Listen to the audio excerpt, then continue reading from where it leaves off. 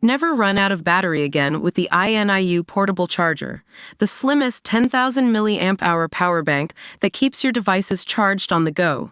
Stay powered up wherever you go. Click the link in the video description to shop now on Amazon. Welcome to Drama and Dish, where we dish out the dirt on music's most iconic stories. Today, we're talking about a legendary musician who left an indelible mark on history, George Harrison. Imagine being part of one of the most influential bands in the world, and yet feeling stifled by your own bandmates. That was George Harrison's experience with the Beatles.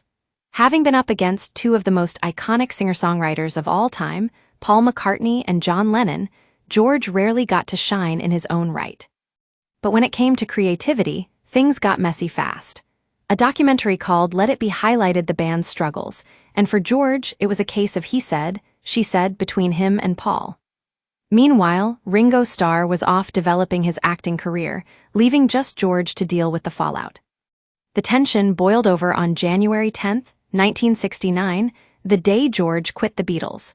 But before he walked out, he wrote a song that would go on to become one of his most famous solo tracks, Wah Wah.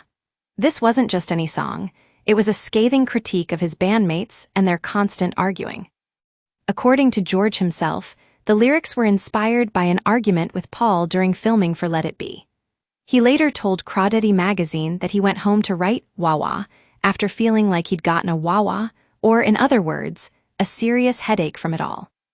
Fast forward to 1970, and George's debut album, All Things Must Pass, features the song Wah Wah. Despite only performing it live twice, at the concert for Bangladesh, which was also one of George's first charity events, Wah Wah remains one of his most beloved tracks. But what really sets Wah Wah apart is the story behind its creation. According to Phil Spector, who produced the session, George showed up late and out of sync with the rest of the band. Despite this, George managed to come up with some incredible parts on the fly, including a memorable electric piano riff that's now iconic in rock music. It just goes to show that even when we're at our most creative, it can also be our most chaotic. And for George Harrison, that was what drove him to write one of his most enduring songs, and to leave an indelible mark on the world of music.